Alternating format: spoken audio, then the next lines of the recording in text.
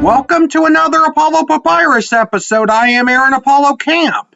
For this episode, my interview guest is the author of the novels Paradise and the Yellow Braid. Additionally, she has written erotica under the pen name Annie Moon. Her name is Karen Anne Coccioli, and my interview with Karen will follow the teleportation sound. Karen Anne Coccioli, also known as Annie Moon, welcome to the Apollo Papyrus podcast. Thank you so much. Thank you so much, Aaron. I'm happy to be here. Feel free to introduce yourself to our listeners. So I just said I just go by Karen. I'm a queer author. My pronouns are she and her, but I do identify as an androgynous queer, and I am a queer author writing under my name. The books under my name are a bit more sophisticated, I would say. And then under Annie Moon, I just have a lot of playtime and fun because I write gay erotica and just romance stories with everyone having a happy ending. So it kind of balances out. Without spoiling too much of your book, Paradise, what type of book is it and what is it about? Oh, thank you for asking me. So Paradise is extremely special to my heart. As far as my writing, I'm very proud of Paradise. It's probably the best writing I've ever done. It took me 5 years to really write it, and that's because it's what they call a hybrid memoir. And the Paradise is based after my own story. And the story alternates chapters between the past and the present. So the past tells I had an extremely abusive childhood, and it was really hard journey for me. And then the present picks up when I just about came out, and that was in my late 50s. So the book comes out later. And then, as I said, it just alternates. And really what it does, it's a story, I call it From Trauma to Triumph. And it's a story that is of redemption and forgiveness and resilience and just the indefatigable spirit of humans. So it's a tough read, but it does also really come out genuinely with a happy ending, because I'm come to live in my authentic self, and so it's joyful. It's just very, very, very joyful, and it was very cathartic writing, and it took me many years before I even had the courage to put it on paper. The other book you've written under your name, Karen Coccioli, is is the Yellow Braid. And without spoiling too much of that book, what type of book is it, and what is it about? So that actually is very inspired by a novel called Death in Venice by Thomas Mann. And Death in Venice was a very interesting story, and it was done back when Venice was going through an epidemic, a plague, and it tells about a man who is an academic and an older man, and he's very inspired by Plato and the sense of platonic love, right, which is not physical, it's just very, very platonic, but it's about recognizing beauty in all its forms. And so I always loved the book. And just for years and years, it stayed in my mind about writing that, what would happen if it, instead of being from a man, modern day being a woman. And so that's what that book is about. And that book is a little bit more serious too. And it just again shows kind of the spirit of humanity, that we're so fluid, so much, if we allow ourselves, we evolve so much, right? We're always going through this metamorphosis. And that's what this woman does. Is she loses her husband, and she spends the summer on Long Island in New York, which the Hamptons, which is a very exclusive area, and beach, and she meets a young poet, and she falls in love with the idea of love under like this platonic sense. So it's a novella that it's so that's that again is a little bit more of a more literary than playful. You also write erotica under the pen name Annie Moon. Without spoiling too much of your erotica work, could you tell us a little bit about it? Sure. So Annie Moon, I have right now, I'm really excited, Aaron, because actually just the day before yesterday, I finished my 9th book under Annie Moon. And it started with, the first one is the Pansy Park series. And Pansy, kind of like a playful pun on when Pansy used to be very negative for queer people.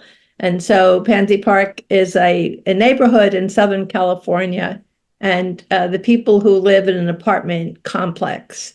And each one of the stories kind of starts with there. So each book in the Pansy Park series has a different gay couple. The first book is actually Late in Love, and it's the only lesbian characters in the story. And then the rest are gay characters. And then the crossover to that is the Obedience series. And the Obedience series is really more the erotica and BDSM and kink.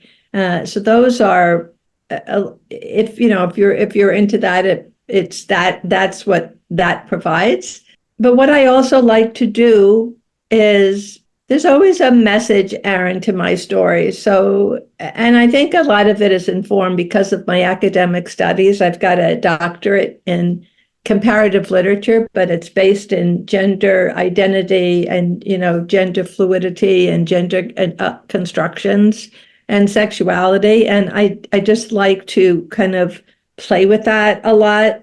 And so, matter of fact, one of the books, Touch, which is one of the really special books I like in the Obedience series. And I got to thinking one day, well, what if you were in love with someone, but you couldn't touch them or be touched?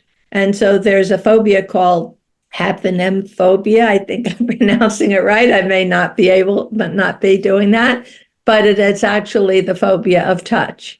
And so the 3 books of that series, 5 books in total, but the first 3 go through what the main character does and how the 2 people who love each other kind of navigate that.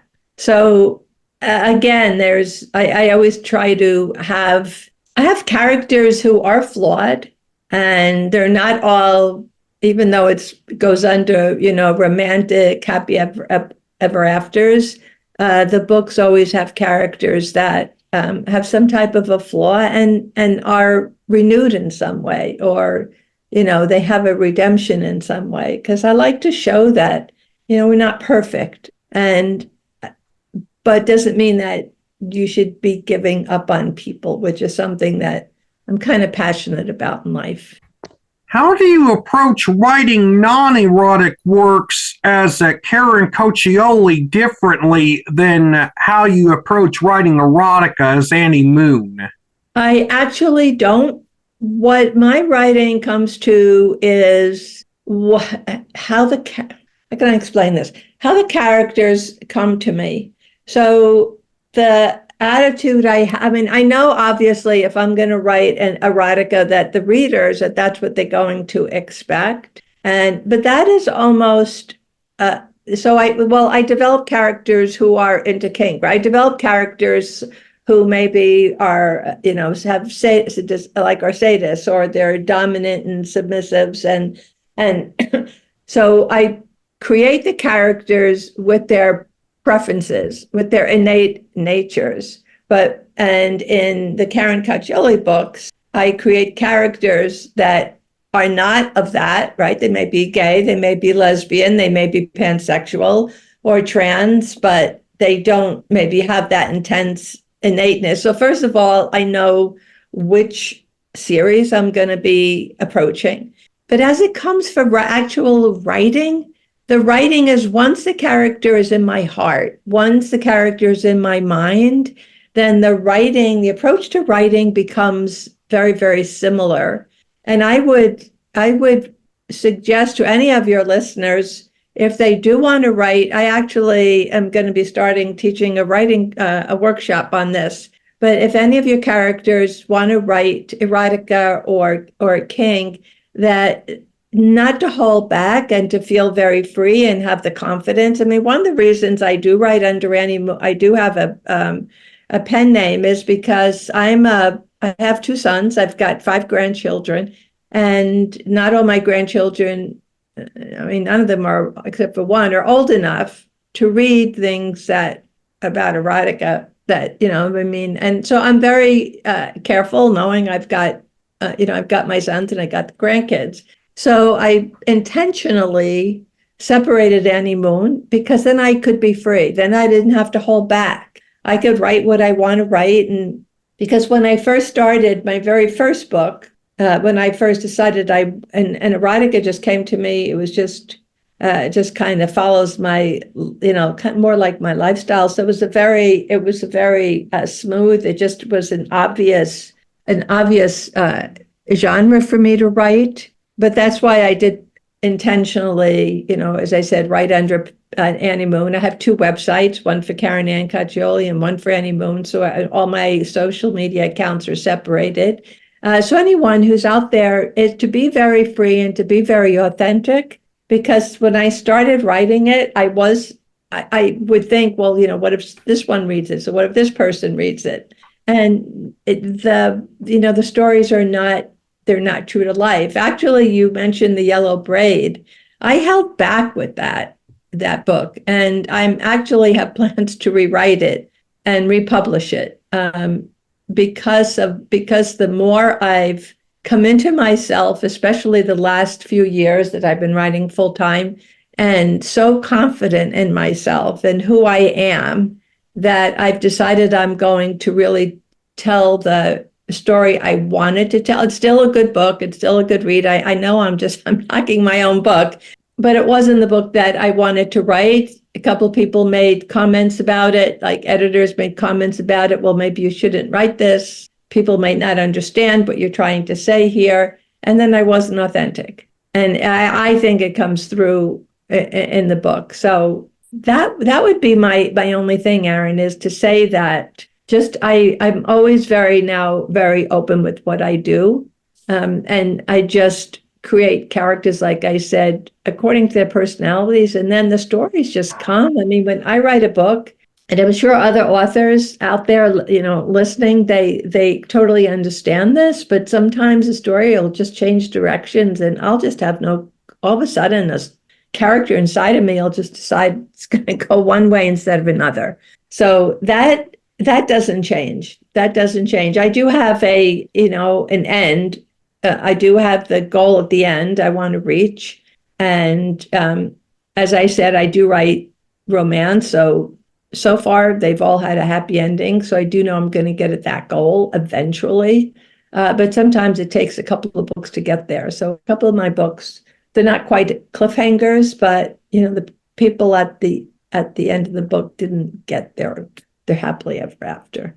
Are all your books self-published, traditionally published, or hybrid published, or did you use different publishing methods for your books? No, the first book I wrote was, oh my God, years ago, when indie publishing had a very negative connotations to it. And today, indie publishing is just as accepted as traditional publishing. I have, so far, all my books have been indie published. Paradise mostly because I tried to sell it to a traditional publisher and I got excellent letters back, but people didn't want to touch it because of the content, because it relates that I was sexually abused by my father, so they didn't want to touch that subject, which is taboo, and I was sorry about that because anyway. So I decided to go indie publishing, and I have you're in total control. You make your book covers, the story is yours, you do everything you want, you have complete control, artistic control over it. And but it is, you have to do your own marketing, right? So I've published them all under Amazon. And then this year, lately, actually, I've decided to go into audiobooks because I did have Paradise. I had a wonderful narrator, a wonderful actress, and she narrated Paradise, and then she connected me with Dreamscape audiobooks, which was quite exciting because Dreamscape distributes to all the outlets. So I've decided after that wonderful experience that my Annie Moon books, I actually have a narrator right now doing 2 books, and I just contracted yesterday for 2 more. And so they will be an audiobook, so they will be available anywhere. So that's the difference, is that when you do have a traditional publisher, their distribution is wide to start with. It's more difficult. I should say it's a challenge when you're an indie publisher to get known. So that would be the only thing. The next project I do under my name, I am going to try to go with a traditional publisher again. I would like to have that instant recognition of of being and having a publisher as my backer. But if nobody wants to buy it, then fine, I'll just go indie again. I mean, I do enjoy the process. Amazon makes it Kindle, it makes it so easy. It is tremendously easy just to be a self-publisher these days. And the competition's tough because you've got some really great books out there now. I want to talk about a very difficult subject for some of our listeners. I'm sure this is a very difficult subject for you as well. You spent 10 months in a clinic, I'm using that term loosely, with mental health professionals, again, another term I'm using loosely, drugging you while repeatedly telling you that you weren't queer. Was that conversion therapy, and how did you survive such a dehumanizing and barbaric experience? Oh, my goodness. Thank you, Aaron. I really appreciate you asking me.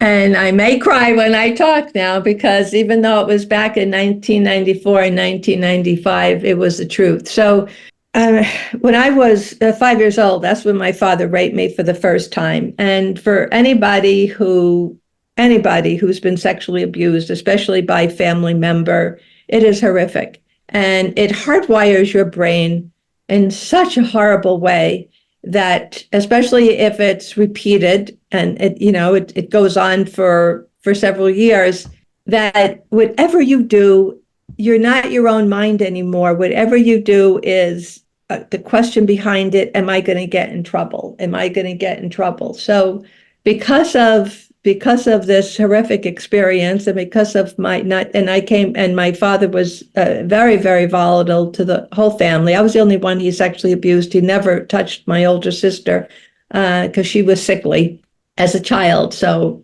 she got, she was saved from that, thankfully. But I made a lot of bad decisions, and I kept on when I even though I knew I was gay when I was in, 8th grade, 7th and 8th grade, I knew it back then. I still married. An Italian girl was supposed to marry and have kids. And because I was abused by a man, I married abusive men twice. So this, it keeps on going in on itself, right? It keeps on repeating. And I got to a point, I was living in Hong Kong. My ex-husband worked for a large construction company, and we lived there for 9 years, actually. And I got to a point that I was anorexic. I was 5'7" and down to 100 pounds.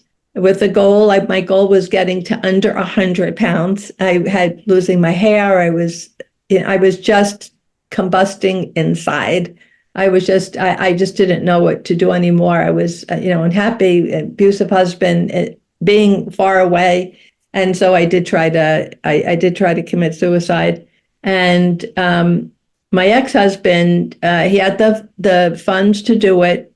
And there was another family connection, and we found out he knew about a facility, and I won't say the name of it, but in the United States. And it was known, it was at that time famous, it was for groundbreaking strategies for anyone who had addictions. And eating disorder is an addiction, and it's a symptom of what's really going on.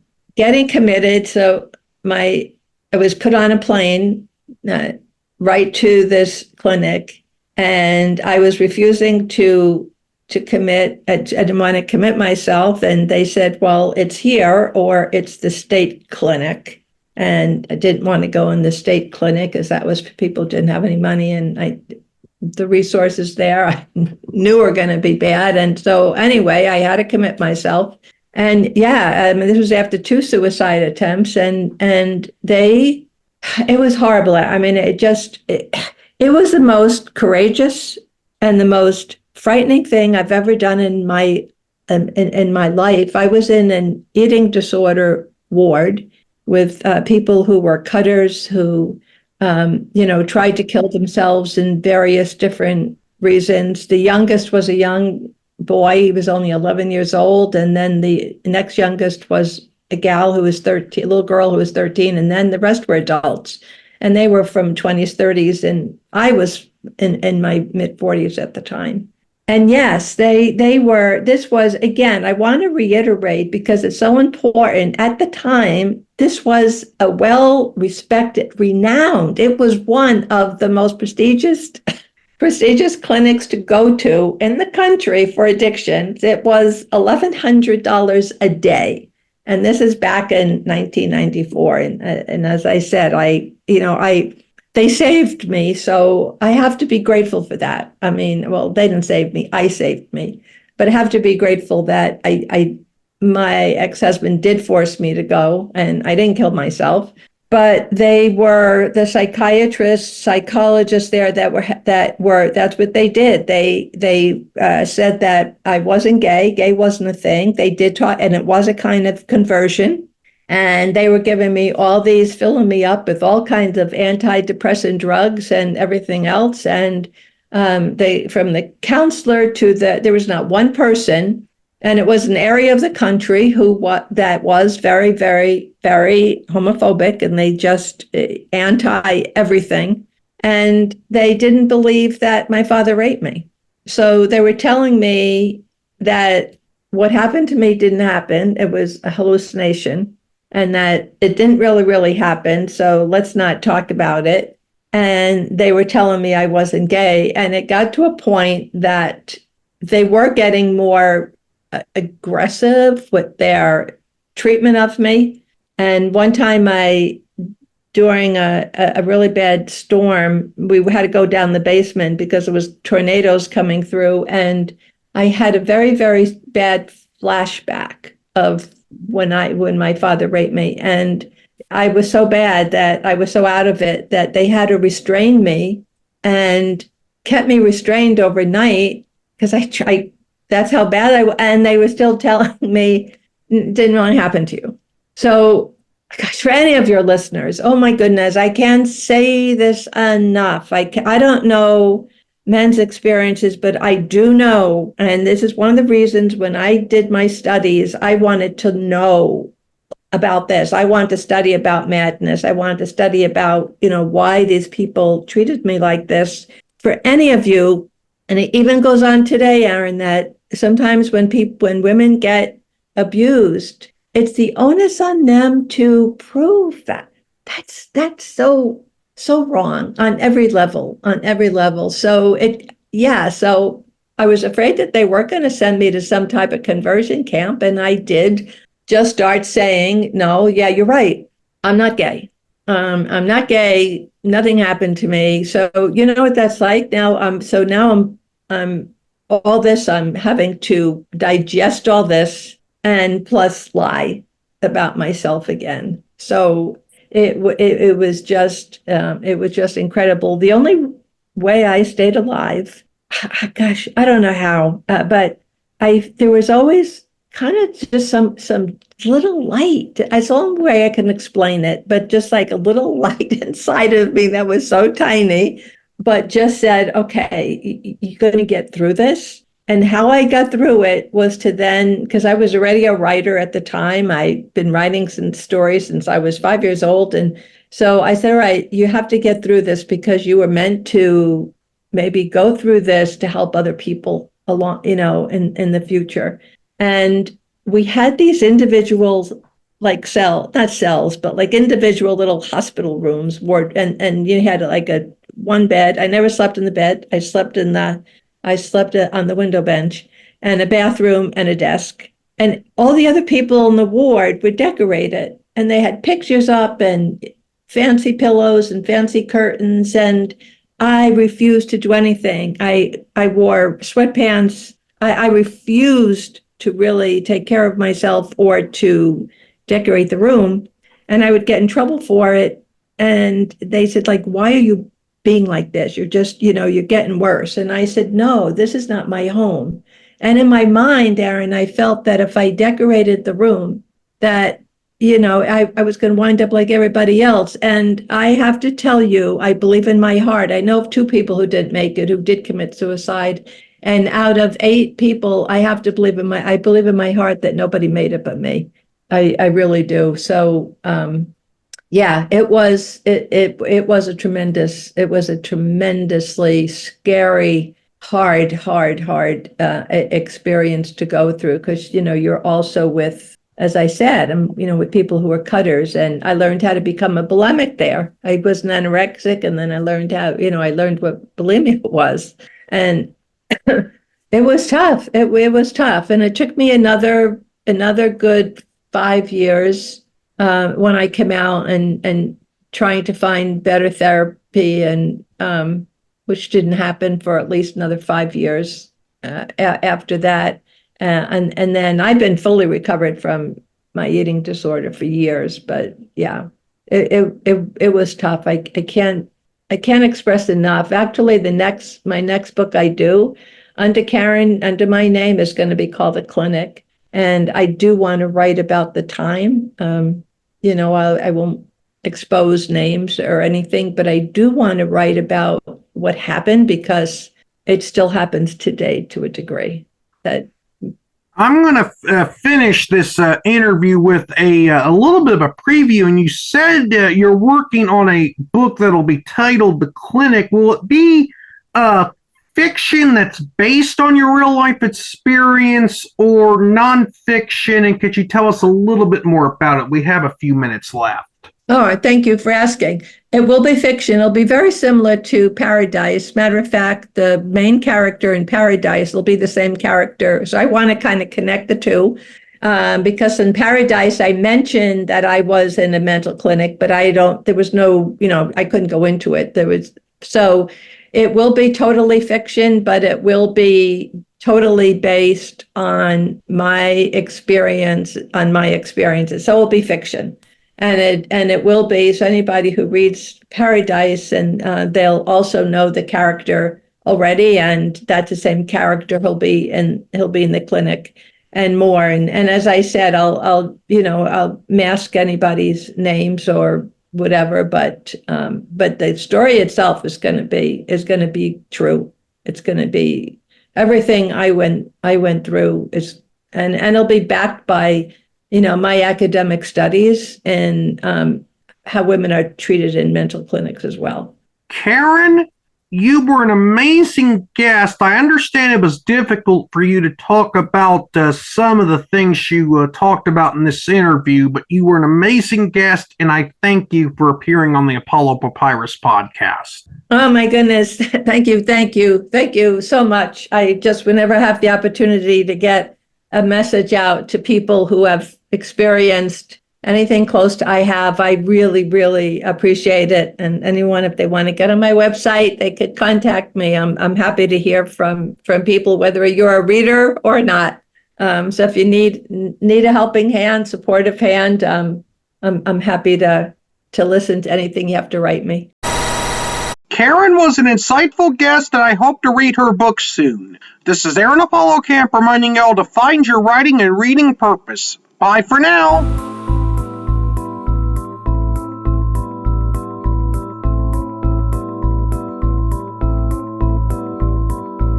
Remember to subscribe to the Apollo Papyrus YouTube channel at www.youtube.com/@ApolloPapyrus and the Apollo Papyrus Substack newsletter at apollopapyrus.substack.com. Y'all can visit the Apollo Papyrus website at campaaronapollo.witsite.com/Apollo Papyrus and follow Apollo Papyrus on Threads, Instagram, Facebook, and Tumblr at Apollo Papyrus. Copyright 2024, Aaron Apollo Camp, all rights reserved. This podcast episode is intended for the private listening of our audience. Any reuse or retransmission of this episode without the express written consent of the podcast host is prohibited, except under fair use guidelines. Royalty-free music and sound effects obtained from https://www.zapsplat.com.